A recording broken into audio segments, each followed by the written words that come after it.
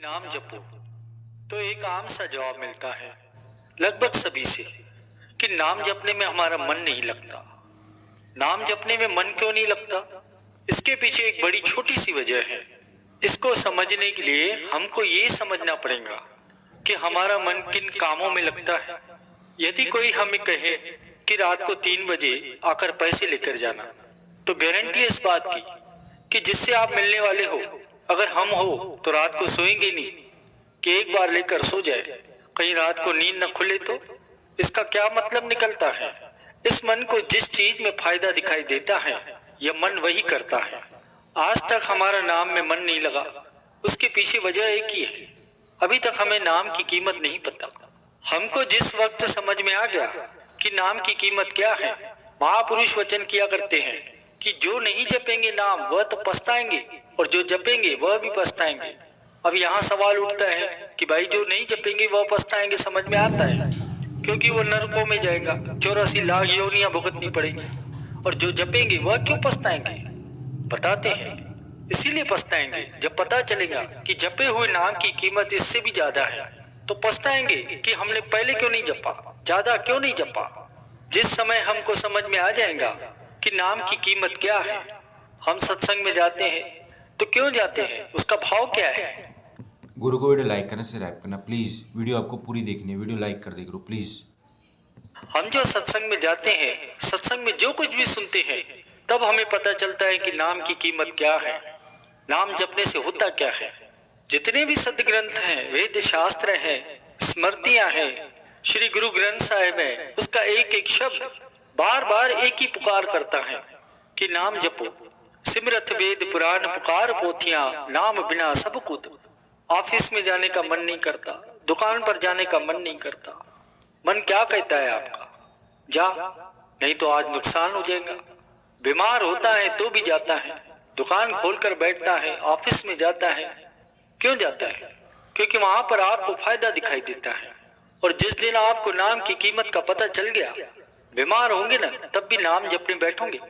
परमात्मा का जपा हुआ नाम अगर परमात्मा को भा जाए तो होता क्या है? वो परमात्मा को प्यारा लगने लगता है। और जो उसको प्यारा लगने लगता है तो क्या होता है? जो हरि का प्यारा तो सबना प्यारा। कबीर साहिब जी को आप जानते हैं? सभी जानते हैं, जानते नहीं मानते भी हैं। परंतु आपको ये पता है कि संत कबीर साहिब जी के समय राजा कौन थे? ये कोई नहीं जानता। कबीर साहिब जी को सब जानते हैं, मानते भी हैं। संत नामदेव जी के समय राजा कौन था, धनवान सेठ कौन था, कोई नहीं जानता।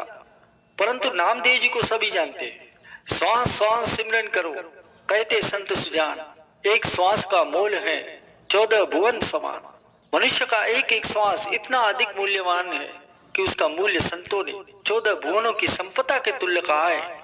ऐसी अनमोल पूंजी परमात्मा की ओर से मनुष्य को प्राप्त है, और यही पूंजी दिन रात व्यय हो रही है।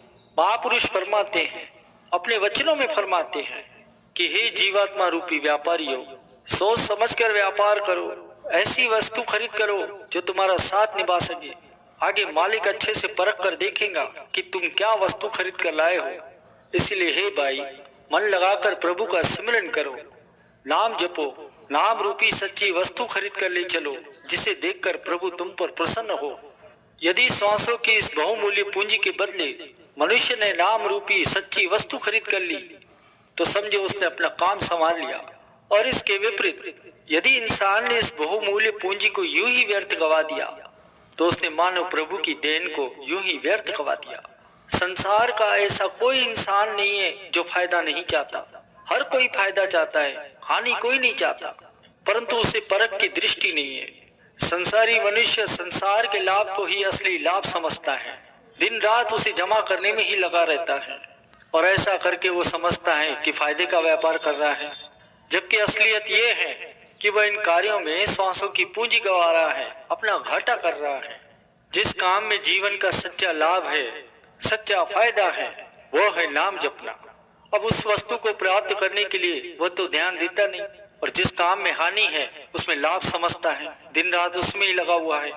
महापुरुषों ने फरमाया है कि हे ना समझ जीव, नाम जपने में ही तेरा फायदा है। उसमें तू टाल मटोल मत कर, आलस्य मत कर, उसकी ओर ध्यान दे। जहाँ तेरी हानि होती है वहां तो भाग भाग कर जाता है। जिस वस्तु को प्राप्त करने में जीवन का सच्चा लाभ है उसको प्राप्त करने का तू यत्न नहीं करता। सांसों को शरीर के भोगों में लगाकर नष्ट कर रहा है और दिन रात पापों की गठरी बांधने में लगा हुआ है। एक बार ऐसे ही एक संत जी रेलगाड़ी से यात्रा कर रहे थे। अब पास में एक व्यक्ति बैठा था। काफी समय तक उनकी दोनों में बातचीत हुई। अब बातों बातों में संत जी ने उस व्यक्ति से पूछा कि भाई आप काम क्या करते हो। तब उस व्यक्ति ने उत्तर दिया कि महात्मन, मैं एक जोहरी हूँ और हीरे जवाहरात का व्यापार करता हूँ। मैं अपने कारोबार की ओर पूरा ध्यान देता हूँ, इसलिए आपकी कृपा से सदा फायदे में ही रहता हूँ। इस काम में मैंने कभी हानि नहीं उठाई। अब जोहरी का उत्तर सुनकर संत जी तो मुस्कुरा दिए। मुस्कुरा कर कहने लगे कि भाई आप तो ये सोचकर मन में बड़े प्रसन्न हो रहे हो कि आप व्यापार में सदा फायदा कमा रहे हो, परंतु असलियत तो ये है कि आप निरंतर अपना घाटा कर रहे हो, अपनी पूंजी धीरे धीरे नष्ट कर रहे हो। अब जोहरी तो हैरानी से पूछने लगा कि वह कैसे।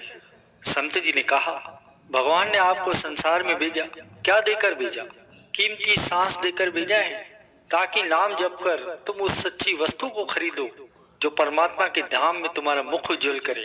परंतु तुम इन कीमती सांसों को संसार के कामों में यूं ही व्यर्थ गवा रहे हो। संसार के झूठे पदार्थ जमा करके तुम ये समझ रहे हो कि तुम सच्चा लाभ कमा रहे हो। यह तो सबसे बड़ी हानि है, क्योंकि कीमती सांसों से तुम नाम की कमाई नहीं कर रहे, नाम नहीं जप रहे और तुम निरंतर घाटे में जा रहे हो।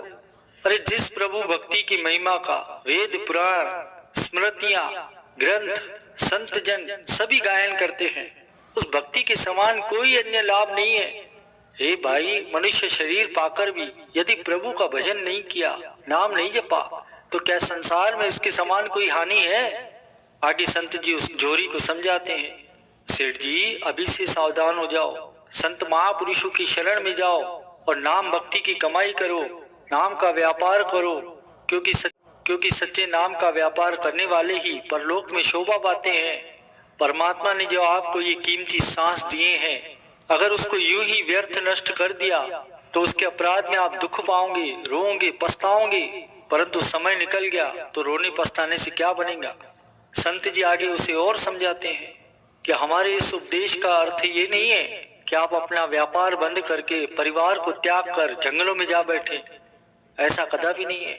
हमारा अभिप्राय तो ये है कि अपना कारोबार करो, बेशक करो, पर साथ में नाम भी जपो। अपने मन को सदा प्रभु की भजन भक्ति में जोड़े रखो। तब सेठ ने पूछा, भला ये कैसे संभव है? मैं संसार के कामकाज करते करते नाम कैसे जपूंगा, भजन भक्ति कैसे करूंगा? संत जी कहते हैं कि संत नामदेव का नाम सुना है आपने? वे जाति के शिपी थे, कपड़े छाप कर अपना जीवन बिताते थे, परंतु ये काम करते करते अपना मन सदा प्रभु के सिमरन और ध्यान में लगाए रखते थे। संत नामदेव जी ने भगवान के कई बार दर्शन किए। ऐसा सुनकर भक्त त्रिलोचन जी एक बार उनसे मिलने आए थे। जब वे संत नामदेव के घर पहुंचे तो उस समय नामदेव जी कपड़े छाप रहे थे। उन्हें ऐसा करते देखकर भक्त त्रिलोचन जी मन में सोचने लगे, ये तो अभी भी माया के धंधों में फंसे हुए हैं, ये क्या नाम जपते होंगे। लोग तो ऐसा भी कहते हैं कि इन्होंने कई बार भगवान के साक्षात दर्शन भी किए हैं, ये कैसे हो सकता है, ये तो अभी भी माया में फंसे हुए हैं। तब भक्त त्रिलोचन नामदेव से कहते हैं, नामा माइया मोइया कहे त्रिलोचन मीत, काहे शिपहु शाइले राम न लाऊ चित। हे नामदेव जी, आपको तो अभी तक माया ने मोह के रखा है। आप ये कपड़े छापने का काम किस लिए कर रहे हो? प्रभु नाम के साथ अपना चित्त क्यों नहीं जोड़ते? तब संत नामदेव जी ने क्या उत्तर दिया पता है? नामा कहे त्रिलोचना मुख ते राम समाली, हाथ पाऊ करी काम सबू चितु निरंजन नाली। हे त्रिलोचन, मुख से प्रभु के नाम की संभाल करो, यानी सदा नाम का जाप करते रहो, हाथ पांव से सब काम करो, परंतु अपना चित्त सदा प्रभु के स्मरण ध्यान में लगाए रखो। इसलिए हे सेठ जी, आप भी इसी प्रकार निस्संदेह संसार के सारे काम करो, परंतु अपना मन सदा प्रभु के ध्यान में लगा के रखो। यदि आप ऐसा करोगे तो अपना जीवन इस प्रकार से बना लोगे तो फिर आपका एक एक श्वास एक एक पल सफल हो जाएगा, क्योंकि घड़ियां तो वही सफल हैं जो भजन भक्ति में लगती हैं। गुरु को वीडियो लाइक करना, सब्सक्राइब करना प्लीज़।